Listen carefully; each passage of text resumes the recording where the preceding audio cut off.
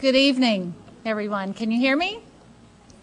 Great. Thanks for coming out on this liquid sunshine evening. It's great to see all of you here.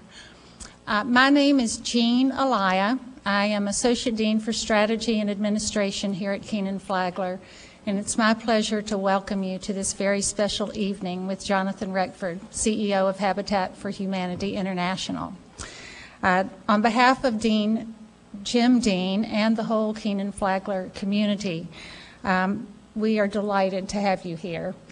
Dean regrets that he can't join us. Don't you love it? He was just born to be a dean, right? He had prior school commitments on the West Coast, and so he's unable to be with us tonight. But he extends a warm welcome to Mr. Reckford. Before we introduce our speaker, though, I wanted to take a couple of minutes to share a little bit about the partnership that Kenan-Flagler Business School has established with Habitat. The house that Kenan-Flagler built is what we call that partnership, and it began in 2005 when Matt Williamson, who was then MBA student body president here at Kenan-Flagler, came to me with an idea. He really believed that Kenan-Flagler could take on by itself a partnership with Habitat. And Matt was confident that we could generate the enthusiasm and support to take on that partnership, both in raising the dollars for the financial commitment and providing the volunteers.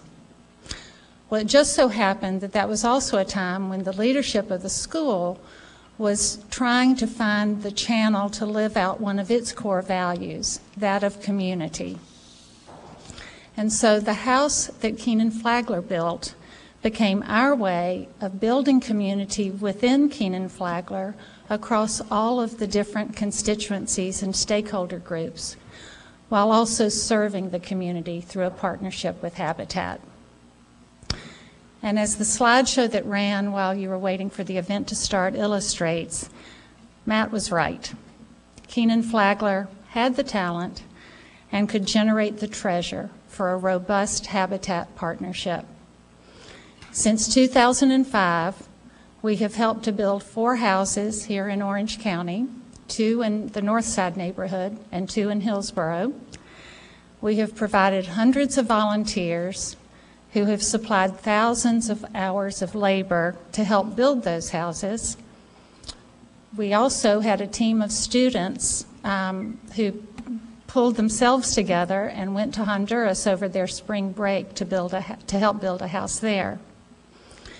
And we have raised more than $150,000 through a variety of student and staff-led fundraisers, including the popular Kenan-Flagler Golf Tournament, the next one coming up on April the 17th, and that happens in the spring, and then in the fall, a casino night, a really premier social event for charitable purpose. And we're already planning for next year, and next year, and next year. This is a partnership that is woven into the very fabric of Kenan-Flagler. And now I would like to introduce the person who seeded the idea for the house that Kenan-Flagler built, who will introduce our guest speaker this evening. And after the speech, we will have a question and answer time that will be facilitated by Jay Kinney, class of 2009 and the chair of the golf tournament. Matt Williamson, as I mentioned, is an alum of Kenan-Flagler, and he has made major contributions to Habitat here at UNC, in North Carolina, and throughout the world. As a student at Northern Durham High School, he established the first public high school and student-led chapter of Habitat worldwide. As an undergraduate at UNC in the 90s, he revived the UNC chapter and helped to turn it into one of the largest and most active student clubs here on campus. Through the years, he has participated or led Habitat projects in 8 countries on 4 continents. And currently, he serves as chair of the board of the Habitat for Humanity of Orange County. That's a mouthful. Board. In his professional life, he is Vice President of Sales for Bronto Software, a technology company in Durham that was started by some other Kenan-Flagler alums. So please join me in welcoming Matt Williamson, who will introduce our guest speaker for this evening.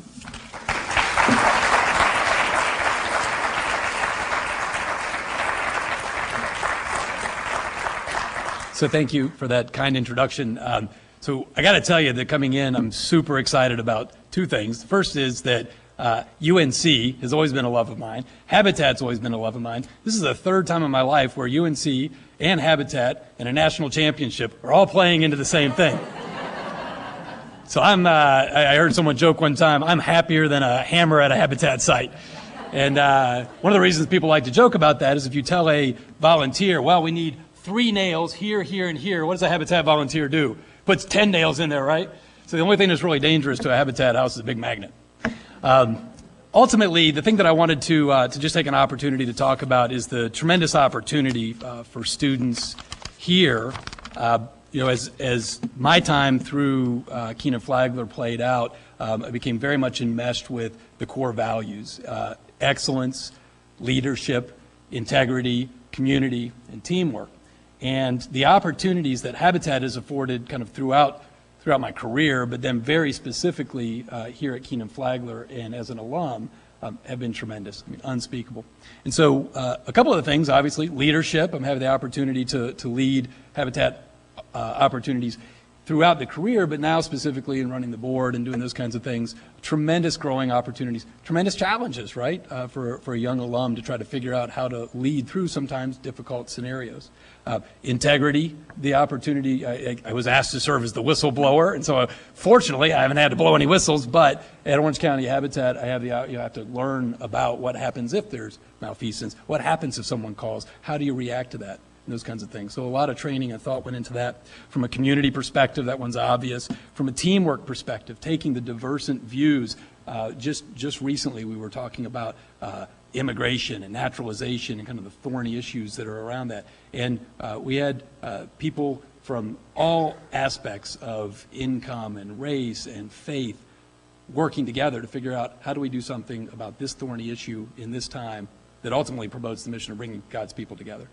And what a tremendous opportunity. So I've got another 6 or 7 months as board president. We'll figure out after that if there's any modicum of excellence in there anywhere, but hopefully that value will play out. As I introduce Mr. Reckford, I'd like to kind of call out just what a tremendous example of the type of student that Kenan-Flagler looks to produce, and what a shining example Mr. Reckford is in that regard. He's a Chapel Hill, North Carolina native. Actually went to UNC undergrad as a political science major, and throughout his career left there, went to Goldman Sachs. So those of you who are on the finance track and put in your 80 hours a week, he's been there. He knows what that's all about, and he knows how powerful, what a good learning experience that is, and also knows the tough side of that as well. He ended up coming out of that experience and applying and winning a loose scholarship. He ended up going to the 1988 Seoul Olympics to help organize that, and even served as a rowing coach. Is that right? For the Korean national team. I did a little bit of rowing. If I look at him and look at me, put the money on him. And when he came out of that, he went to Stanford's MBA program. And during that time, learned a lot of tremendous things. But one of the professors took time to say, hey, the same skills that will make you a success in the for-profit world are also desperately needed in the not-for-profit world. And something sunk right there. Someday, he kind of said, right? And off he went into Marriott, ended up becoming a senior vice president at Circuit City, and ultimately on to being president of the stores for Musicland. And while at Musicland, was responsible for 1,300 individual stores under the brand names of Sam Goody, Suncoast Motion, Media Play, and On Cue, and led to delivering record earnings for the organization. That culminated in a purchase by Best Buy, and he helped with the transition and the strategy and the integration of that. And then that bell, someday, kind of started ringing.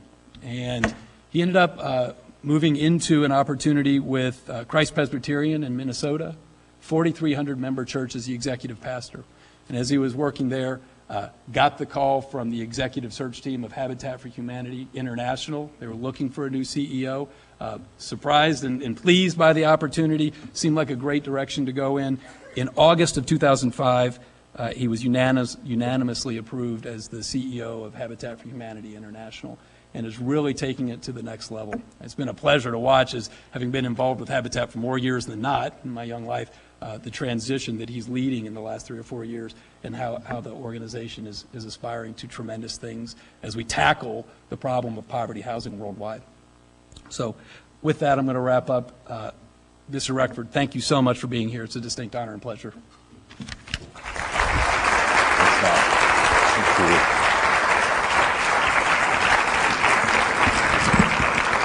Matt, thank you for a very gracious introduction, and thanks so much for your hospitality. It is a joy to be back in Chapel Hill. There are places that I grudgingly go to speak because it's a duty, and there are places I bend over backwards to get invited to, and there's no question where Chapel Hill would lie in that mix. It is. I grew up on Franklin Street. I'm a born and bred Tar Heel from day one, and just love this town and love this university. And it's funny. Yesterday, I actually was speaking at that other business school that shall not be named down the road, and we had a great conversation. I told them, Habitat, we build houses, and the core of what we do around the world is to help families into decent shelter. But the way that we build often ends up bringing reconciliation. And Desmond Tutu, one of our wonderful volunteers in South Africa, who leads a build every year, gave a talk and said, as walls go up, invisible walls and barriers come down.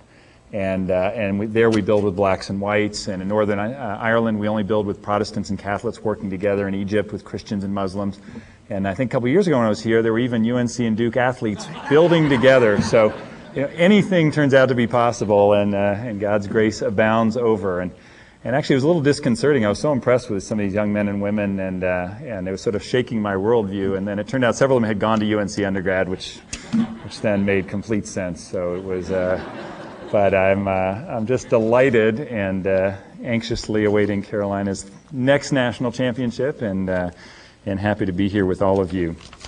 And I want to thank all of you for your commitment. It's just wonderful to see UNC's response, and I didn't know Matt's original role in campus chapters, but UNC's campus chapter, with your wonderful support and that of the undergrads, was named Campus Chapter of the Year nationally last year, and for its heart for and service to the community. And of course, I had nothing to do with the voting, but was very pleased to see the results. And it is, and I hope you've discovered what so many others have, that we are blessed in that chance to give at least as much as what we are able to give.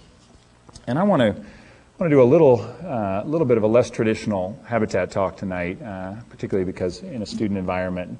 And so I will talk some about Habitat because it's my absolute duty to make sure that all of you spend the rest of your lives doing everything you can to support our mission. But I also want to talk about some leadership principles that I wish I had fully understood when I was coming out of business school, and some which are hard-earned lessons and some of which I had some idea of back then. And I want to talk because I think the world, and to some extent even the way we structure school and everything else, in spite of the values, we tend to be rewarded for doing great things. And so we get rewarded for performing very well, and you're here and you're successful because you have learned to present yourselves very effectively and demonstrate excellence in achieving things. And my, I guess, passionate plea and focus for tonight is that I believe before we should focus on achieving things, it has to start, rather before we can do great things, we have to be great people. And I want to talk about the idea of servant leadership and what it means to really be a servant leader. And to start with that, I want to start with a question that I heard from a 15-year-old girl in a little town called Meca, Mexico, about 2 hours north of Mexico City. And she looked up, came over to me and said, "¿Por qué está aquí?" She said it in better Spanish than I have. "Why are you here?" And she was having a hard time understanding why this group of strangers had come from other parts of the world and other parts of Mexico to help her and her mother have a home of their own, something they never imagined possible. And she had spent her whole life living with two of them with another family of 5 in a tiny 2-room house about the size of a bedroom in a U.S. house. And now we're just a couple weeks away from having their own home. And, she was about 3'11", and I'm about 6'3", and as she looked up, I tried to figure out why she was asking that question. And she asked it so earnestly, I took a minute to think about it and told her I was there for 3 reasons. I was there because, first, I passionately believe that we are all one in the eyes of God, and that every child has equal value. And that, second, everyone ought to have at least the chance to live in a safe and decent home. And then finally, I told her I was there because every time I have the chance to build and do have that experience and meet with someone like her, I get much more out of it than I'm able to give to that. And I'm not sure how much of that she took in, and she smiled, and we both got back to work building those walls. But it is, as I reflect on that, that just happens all the time, country after country, community after community, family after family, and is what has made Habitat thrive and grow so fast. And I want to speak tonight in a personal way in a context of my personal faith, which is as a follower of Jesus. And I'm going to talk about a set of principles that are important to me, but I think they're principles that, regardless of your faith background, translate and are very compatible and consistent with most of the faiths of the world. It is Habitat's goal, which hopefully you've heard is an ambitious one. We want to eliminate poverty, housing, and homelessness from the face of the earth, and do that in such a way that the poverty, housing, and homelessness become socially, politically, and religiously unacceptable in our world. And it's a big goal, and we Habitat is an ecumenical Christian ministry. That means it was founded, and its basis is to show Christ's love in the world. We do that in a non-discriminatory way, in both in terms of who we serve, and also that we joyfully welcome anyone who is interested in participating. I talked before about the way that Habitat is a way of actually bringing people together. One of my favorite examples of that was once a year, President and Mrs. Carter take a week and build somewhere in the world, and they have no official role with Habitat, but they are certainly our most visible volunteers. And 2 years ago, that was in India, in a community outside Mumbai, and we were building 100 houses in 4 days, and it was 50 duplexes with 100 families who had all been working together to save their down payments and up to that week. And very emotional week, very intense, very chaotic, and all the dust settled. And how many of you have ever been to a Habitat dedication? I don't know how many. Quite a few. So you know exactly what I'm talking about. Every time you go to a dedication, it's just it is one of the highlights of my life over and over and over again. And this was no exception, and everyone was kind of crying and sharing. And one of the new homeowners, Aziz, put his arm around his new neighbor, Subash, and I'll never forget, he said, we're from different faiths. I'm Muslim and he's Hindu, and we're from different castes, which in India can be a significant social barrier, but now we're brothers. And this experience of a community coming together with a whole bunch of strangers and working together had been transformational in the lives of these families on many levels, but just importantly transformational for all of us that had the privilege of getting to be a part of that. Quick Habitat 101, we've got some experts in the room, so I'll do this one fast. The biggest explanation of what Habitat is often starts with what it isn't. There are 2 big myths about Habitat. The first is the idea that we give away houses, and we don't give away houses. We don't build for families, we build with families, and it's a partnership model. And our families look very different all across the world, but they all share generally 3 principles. One, they're low-income families that couldn't otherwise get a home loan and be able to get a home of their own. Second, that they put in sweat equity as their down payment, typically 300 to 500 hours of helping build their or other people's homes. And third, that they're willing to partner by paying back a very affordable, no-profit mortgage, and that their mortgage payments then go to help other families have their dream of a home. It's a model that has worked for a long time. In addition to the pure finances, one of the reasons Habitat has worked effectively is that they also go through a significant amount of training and preparation. And so they go through financial literacy training and preparation as well as home management training. And I think that is a critical piece, as well as the community building that happens as they work with other families in preparation and building their homes. And I think that, more than anything, is why even in this horrific housing disaster of the last couple of years, Habitat's foreclosure rate has increased. It's gone from about 1.5% to 3.5%. But if you look at people that make actually about 50 to 75% more income than the families we serve, the foreclosure rate's about 35%. And so, and that's so much because one, of course, we built something they could actually afford, and two, they didn't get in trouble on credit. And we gave them a loan that didn't have a lot of secret changes that they didn't understand as they signed it. So it can work.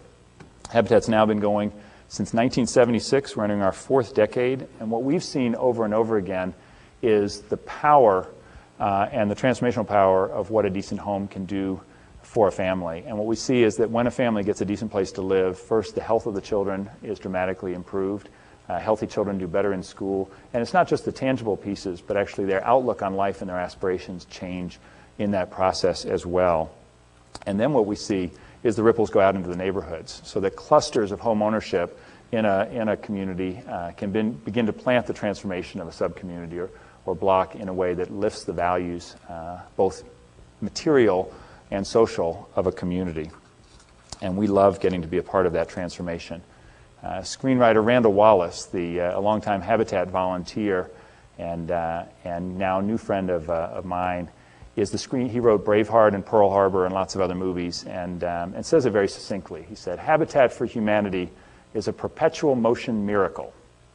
Everyone who gives receives, and everyone who receives gives. If you want to stay complacent and uninspired, stay away from Habitat.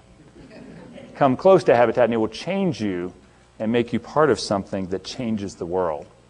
And I know many of you in the room have had that experience. For those of you who haven't, I hope you will very soon, because we need a lot of help. We've had a wonderful run. We have almost tripled in the last 5 years in terms of our global impact and the number of families we're helping. But we have a world still, if you take the old philosophy test and flip that coin in the air, and while the coin is flipping, you have to decide, and you didn't know where you were going to be born in the world. Would you design a world in which 1.6 billion people live in substandard or poverty housing, and where half the world lives on less than $2 a day? If you look, to put in perspective, in UNC terms, 73,000 dean domes to house all the folks who need a decent place to live in the world. And here in the U.S., richest country in the history of the world, 37 million people still living in poverty, 6 million people still facing worst-case housing needs in this country. And the goal of the older generation, many people have said, was the day they paid off their mortgage, that wonderful day that they own their home free and clear. I think, and you may understand better than ever right now, the goal of the younger generation is to be able to obtain a mortgage in this new credit world, and getting access to loans. The last 10 years, land has been the constraint. Land was going up so fast in price that it was really freezing out people of even middle incomes, let alone low incomes. Now, affordability is getting a little better, but credit has disappeared in the process. So in practice, access to decent housing is just as inaccessible as it's ever been for so many families in this country. But we see hope, and I love stories because we need data to show scale, but stories are what changes hearts. And I want to tell you about a woman I met. I was giving a talk, a fundraiser for our New York City Habitat.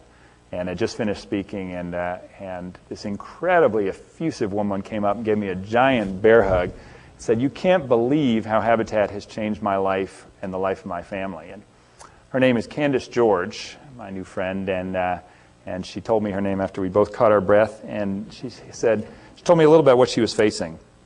Candice is a single mom with 5 children, lived in a 5th-floor walk-up, 1-bedroom apartment, and if that wasn't crowded enough, they had other tenants. There were rats, and actually so many rats in this apartment, the children started giving them names, and that was enough of a health hazard. But worse than that, their new baby Daniel started getting sick, and getting really sick, and he was having asthmatic seizures and would have to be hospitalized. And they'd take him to the hospital, and he would get better, and then they'd bring him home, and as soon as he got home, he would start getting sick all over again. And finally, a health inspector came and figured out that the problem in the apartment was toxic black mold all around the windows that was spreading into the walls, and the mold was what was making Daniel so sick. And this was literally life-threatening. Candice had already qualified to be a Habitat homeowner and was in the midst of doing her sweat equity, and so the New York affiliate was able to respond quickly and move the family into a temporary shelter, and then later that year they moved into their own Habitat row house, a little teeny row house in Brooklyn. And Daniel's health changed almost instantly. and he has barely been back to the doctor since that move. He's now 5 years old. The nebulizers are on the shelf. He's just doing great. And the family's thriving. I met also Candice's daughter, Saudia, and she told me very proudly she's getting top grades at one of the best magnet high schools in New York City now, and is being courted with scholarship offers from some of the best colleges in the country. And it is that's not the story of every family with whom we partner, but it's a story that we see over and over again. And I think a good example of how housing has such an impact on health, in the first instance in a really negative way, and in the second in such a positive way. And we've been doing that over and over again. Habitat has now built more than 300,000 homes worldwide. This past year we were able to help 55,000 families have a better place to live. And it is, but as I said, not enough. So we are celebrating what all of you and so many others, literally millions of people around the world, are doing, and committed that we have to do more. So I was asked to share a little of how I got here, and Matt shared a lot, which I appreciate. And I would say I want to fill in between the lines, because in many ways it didn't look as good along the way. It sounds better on paper and sounds a little more orderly and structured than it generally felt as I was going through it. And I want to share a couple things, especially in an environment where pretty high stress time to be coming out. I don't know how many second years we have here, but not the friendliest job environment to be graduating into. And I came out of business school actually into the S&L crisis, and actually was a year ahead, had a great job, got promoted, and then got laid off with my whole department. So I can empathize a little bit, and would say genuinely that the more I really tried to plan my career and sort of orchestrate it all, the worse it went. The more I really got engaged in trying to do something and get something done, the more my career ended up taking care of itself along the way. And as I look back, I think we're always better in the rearview mirror. I can now see all the pieces of how God was preparing me for what I'm doing now, and I feel so lucky to get to do it. But it certainly wasn't apparent at the time.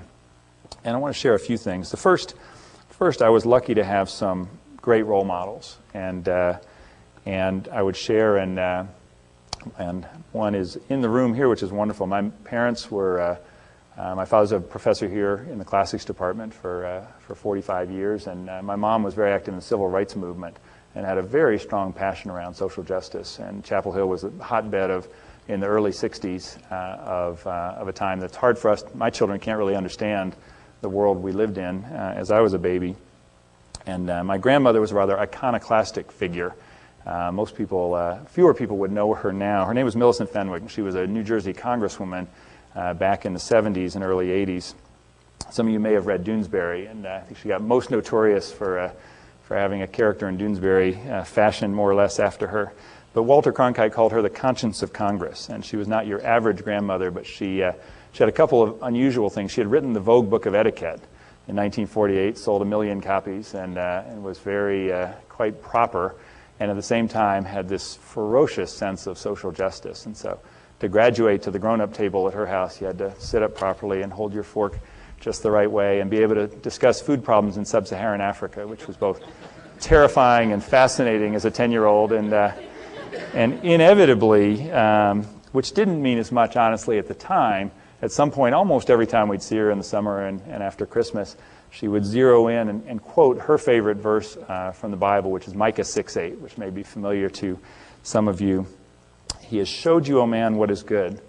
And what does the Lord require of you but to act justly and to love mercy and to walk humbly with your God? So act justly, love mercy, and walk humbly with your God. Pretty good life instructions if you had to boil it all down. And I've been trying to live into that ever since with only marginal success. Second thing I would share is I've learned a lot more that often those white spaces in life have been some of the best learning times in my life, even if they're not the easiest times. And it was the times where, forced or unforced, those times for pausing and actually gaining some perspective. The chance to go off to Korea was transformational for me. When I've actually lost jobs, when I left the business world and I had a long gap before, I had this passion that I was going to go do something that mattered, and it took a long time for that to actually circle around. And now, at the time I was impatient. Now I think back, and those were incredibly rich times of preparation. And some of the failures I now value. I certainly didn't like them so much at the time. It is a very personal one that I really didn't like at the time. When I was a college student here, I actually ran for student body president, and I was the favorite, and thought I was going to do fine. I ended up losing in pretty ugly fashion, and it was very disappointing. I think I would have done a good job. I think I was sincere, but if I'm really honest and peel it all the way back, and it took a little while to get perspective, at least a part of me was running because it was a big thing to achieve, not because I had some burning passion to go and solve a problem at the university. And that wasn't an easy thing to accept. And one of my other heroes is my godmother, and at the time she said, which I appreciate more and more now, that if you go after power for itself, it's inevitably corrupting.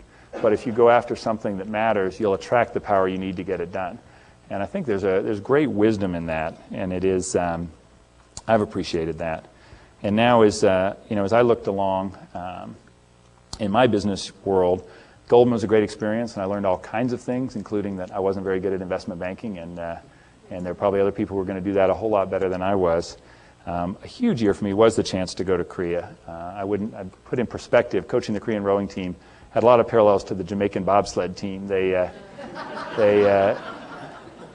But we did beat the Japanese, which is a kind of a UNC beating Duke. That was a big deal, but they only qualified because they were the host country. So it was, so we were trying. But it's, and from a personal level, that was the year where I really came to grips with my own faith and grew deeply. And so the other touchstone I would say was actually not in my business career, but a time I had just left Best Buy and pretty much jumped out. And I usually don't. I think it's bad career advice to jump without knowing what you're going to do. So I usually wouldn't recommend it. In this case, it just seemed like what I was supposed to do, and jumped. And but had the chance to do something I'd always wanted to do, which was go on a service trip to India and spend a couple weeks serving in central India with some of the Dalits. And for those of you who are familiar with India, often the pejorative term is untouchable, but these are the outcasts, the absolutely most marginalized people in the country. And even among the Dalits, the Bungi are the most marginalized among those groups. And they are literally, in rural areas, only allowed, though it's supposed to be illegal, to hand clean latrines and to clean up dead animals. And half the children die by the age of 13 from living in both poverty and complete filth. And it's just devastating. And I went over there and saw what these local groups, not foreign, were doing to literally transform these communities and help them bring themselves out of poverty. And God just shattered me when I saw that. And I don't know that I came back and said, okay, it's all different. But I came back pretty well decided. I was done with the business world, and it was time to do something more purely mission-oriented. And a pastor named Bill Hybels coined a phrase that really captured it for me. He called it a holy discontent. And he said, our world is full of discontent. It's all over the place. And that looks like somebody's sitting and watching TV and they see some terrible event unfold in their community and the world, and the response is, that's terrible. Somebody ought to do something about that. And they change the channel and watch American Idol. And it's, not there's anything wrong with that, but it's a holy discontent, in contrast, is when someone sees that similar terrible event unfold in their community of the world. I think God just grabs them by the scruff of the neck. And the response is, I can't stand that, and I'm going to do something about it. And they turn off the TV, get off the couch, go out into the community, and become part of making the world a little bit better. And it is just, it's a wonderful thing when that happens. And I've got the blessing of getting to see that all the time. It is, I want to share 6 principles that I have hard-earned and would wish for all of you that I hope would be helpful. And regardless whether you're going to serve in the for-profit world, nonprofit world, or any others, and I want to be clear, I would love all of you to come help Habitat, but we actually desperately need great servant leaders in the business world. So one of the best things you can all possibly do is actually become enormously successful creating value and creating great jobs for people. So I think business is a noble profession, and we need great business leaders. Tied to that, the first principle is to be very careful who you work for. And when I talk about that, not just the company, but the character of the individuals that you choose to follow. And Warren Bennis, one of the great leadership gurus, talks about the 3-legged stool of leadership. He talks about we need competence, ambition, and a moral compass. And any two of the three don't work. If you have a great moral compass and great competence and no ambition, nothing happens. And the most dangerous are the destructive achievers, people who have great ambition, great competence, and no moral compass. And we've seen what happens actually to our financial industry when we get a whole lot of those leaders, and it causes great damage. And the tightly tied to the moral compass issue, second, and Jim Collins, I think, made this famous, but I was so encouraged by his research, is that humility is not a limitation to success in business or success in life. And I loved how his research, to his great surprise, came up with that concept of a level 5 leader. And he was my entrepreneurship professor way back when, before he did all this research and became famous. But he talked about level 5 leaders having a paradoxical combination of humility and determination. They channel their ego needs away from themselves and into the larger goal of building a great company. It's not that level 5 leaders have no ego or self-interest. Indeed, they're incredibly ambitious, but their ambition is first and foremost for the institution and not for themselves. And as a son of a classics professor, one way to think about it is to be very careful of hubris. And if you're not familiar with hubris, it's the idea of putting oneself on the level of the gods. And if you go back and study your Greek mythology, nothing good ever happens when you go put yourself on the level of gods. It gets pretty ugly, and usually come back down to earth in a not so attractive fashion. And what I'm particularly struck by is I don't think most of the people who've done all these terrible things set out to do all these terrible things. I think it becomes a very gradual set of poor decisions. And I think if we're not careful, I think our response has to be, there but for the grace of God go I. Winston Churchill once famously said of one of his rivals, there but for the grace of God goes God. And you have to think about that for a minute.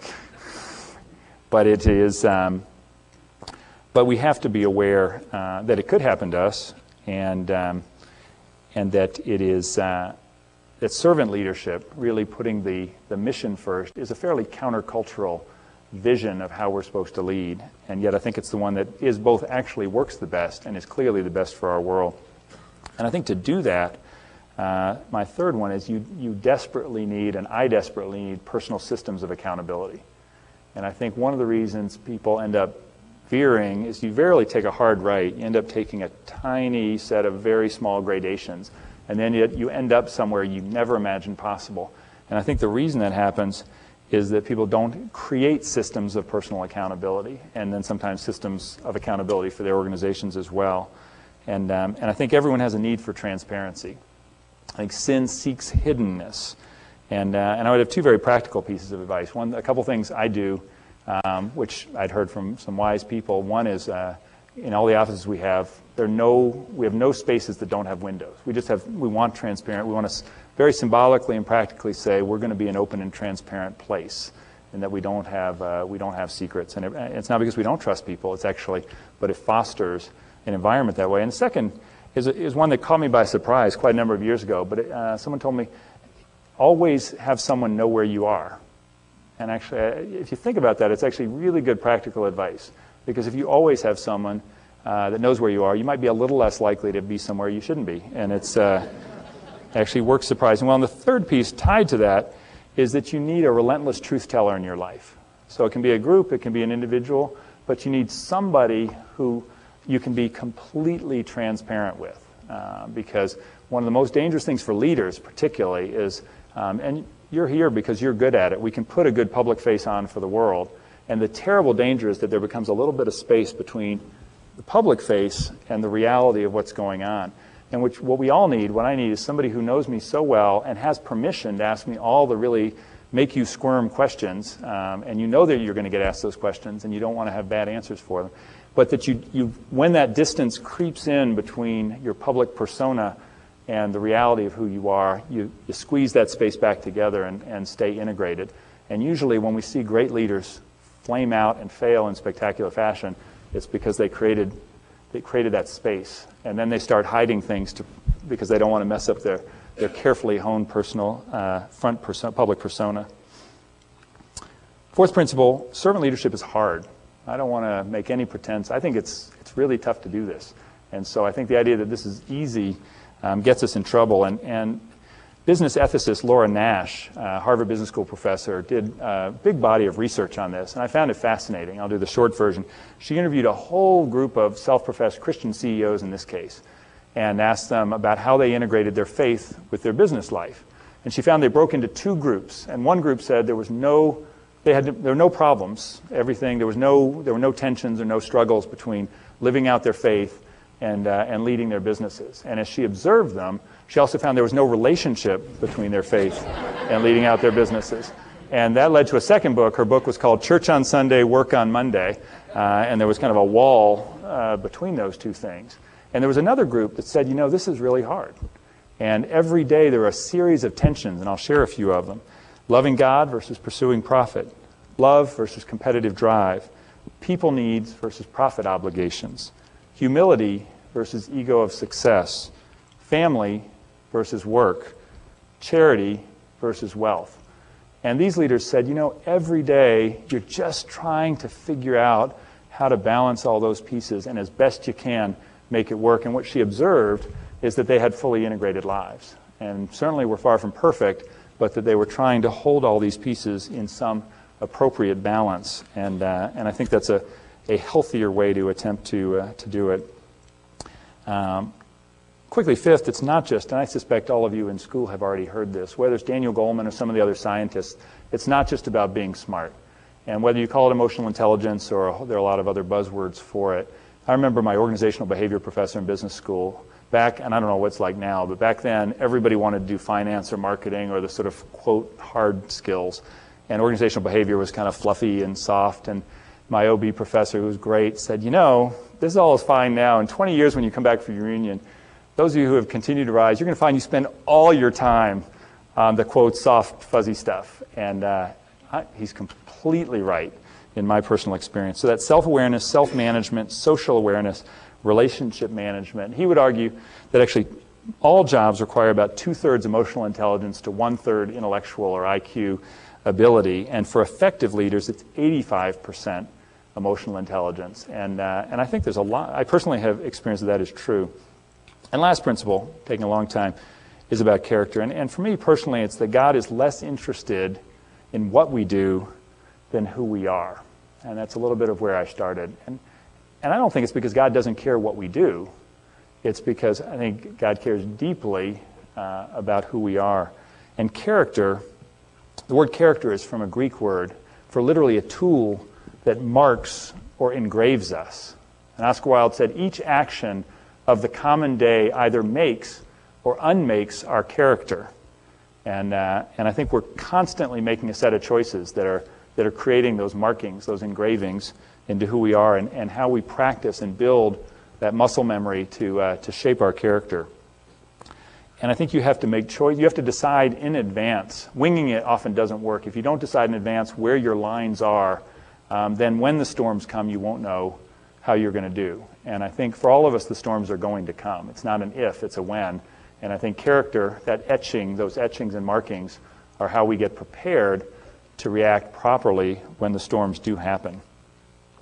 So you're making those marks every day right now and making choices. And as you do that, my challenge to you is to think hard about the kinds of leaders. The Kenan-Flagler values are wonderful values of servant leadership. And how do you, as you shape your careers, how do you decide how to shape them around those values? And I want to end with one leader that I just love. And this is a woman named Severina.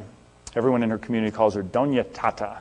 And Doña Tata is a tiny woman who is a force of nature in a little community called Varjada in northeastern Brazil. And this is a community, a subsistence farming community, about 3 hours from Recife, northern corner. And Doña Tata, when I met her, told her community had faced two really tough challenges that make our worries a little more trivial. First, they all lived in mud huts that they had made. And these mud huts were a breeding ground for kissing bugs, beetles that carry a parasite that carries something called Chagas's disease. I don't know if some of you are familiar with that. I didn't know anything about it before. It's a horrific disease. The parasites go into the bloodstream and attack and weaken the muscles of the heart, either debilitating or ultimately killing huge numbers of people. And so big health challenge for this community. Second big problem is enormous, big rainy season for a very short period of the year, and then the great majority of the year, no rain at all. And so Doña Tata and the women and the older girls of the community literally were spending 4 hours a day climbing over a big hill down to the other side, fetching not very clean water and lugging it all the way back. So exhausting and unproductive use of an enormous amount of their time. And so Habitat sat down with the community, talked about what they needed, what they wanted to do, and then worked with them to build and created financing, technical training, and supported them to build very decent block homes. And just getting families into a cement floor, block walls, basic roof, wiped out, dry roof, wiped out the environment for these kissing bugs. So really dramatic health impact on these families. And then we worked with funds from the Methodist Church, and every family, we also built a large stone cistern next to the homes and designed the roof systems to capture all the runoff in the rainy season to actually provide enough fresh drinking water for the families to carry them through the dry season. And then we negotiated with the state government, not the local government, and a private school in Recife who committed to raising the funds to build a school. For the first time, the kids in that community were going to have a school. And then what I loved is now the women had half a day, girls could go to school, and the women had half a day of their life back for a big chunk of the year. And we asked them, what are you good at? They actually had they had great abilities in needlepoint. And so Doña Tata is now the head of a needlepoint cooperative, and we got World Vision's micro-lending group to create the supply chain to be able to get their goods to market. So Habitat has pulled now out of this community and moved on to another community to replicate it. They are self-sustaining, they've got fresh water, they've got healthy kids getting educated, and they now have an extra source of income to go with their farming work, all off the foundation of a decent place to live. And she's one of the most effective leaders I've run into. I asked her, did you know you were, had you always been a leader in the community? And she said a little bit, but now had sort of emerged and been so empowered, and it's just a joy for me to see. And I've been, one of the challenges of my job is I've seen some of the most horrific poverty in the world as I've traveled around. One of the joys of my job is I've seen communities and individual families transform their lives as we've given them a hand up, not a handout, but a hand up to help themselves lift out of poverty. And it is a great blessing. So as Halim in Mexico asked me, I would ask you, ¿Por qué está aquí? Why are you here? What can't you stand that's out in the world? What are you going to do about it?